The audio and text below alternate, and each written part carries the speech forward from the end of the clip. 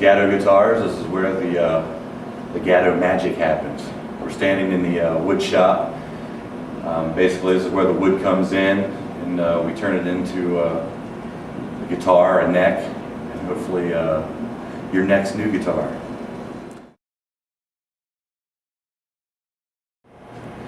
So everything starts, there's the drying room. Being in North Carolina, our humidity is crazy.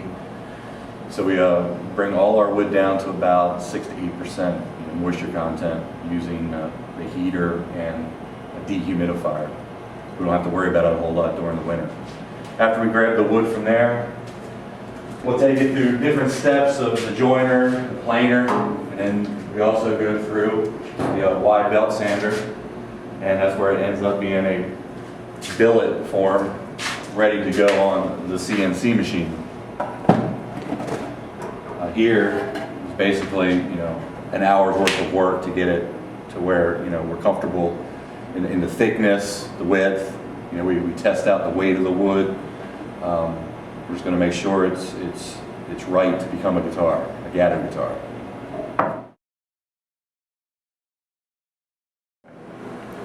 This is our Haas CNC. The one thing that drives me nuts about this industry is that everybody says that you're doing some work on CNC, it's not a handmade product. And that's so wrong. This machine, can cut out. It does the same thing as if I were sitting here using a router, except, a lot less waste and the tolerances are a lot closer. We actually use it's called a tool mill, which is a CNC tool mill. Same thing that Boeing aircraft uses to make airplane parts. This thing is about as accurate as it gets. Before we had this, we used an older Rockwell pin router, which I loved, but I love my fingers more. Here I've got one of our set neck necks that came off the CNC machine. Another myth is that they come off and they're ready to play. The neck, probably stays on the machine for an hour, and then we're going to take it and we're going to stretch it out for 4 or 5 hours with actually scraping, sanding, getting that Gadow neck feel just right. Again, the CNC machine really makes sure that this the tenon is as strong as it can be. Make sure that everything's nice and straight. But again, it takes a craftsman to really dig in and get the feel of the neck right. In here is our spray booth. This is where we shoot all our clears and our colors. Currently we're shooting a UV finish. We do nitro work and also use polyurethane. I prefer the UV over anything for the durability and the thinness that we can get it. This is our UV curing cabinet. We helped develop it to help us in production. Basically, it's a computer-driven cabinet that's got a UV head with a high-intensity UV bulb. It comes down and exposes these guitars. Basically, we can go from shooting to finish, letting it flash for about an hour, and then cure it in about 4 minutes, and then off to the next step. Whereas in most finishes, you're waiting a day, 24 hours.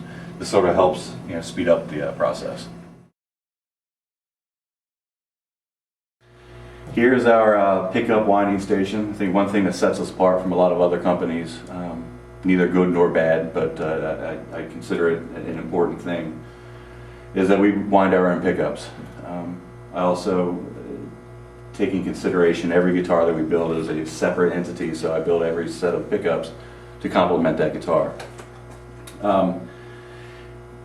Everything that we use, we're still using all traditional humbucker P90 single coil windings, but we are doing it old school. As you can see, I've got my little miniature Shatton design coil winding machine I call R2D2, and it still takes me an hour to wind each set of pickups.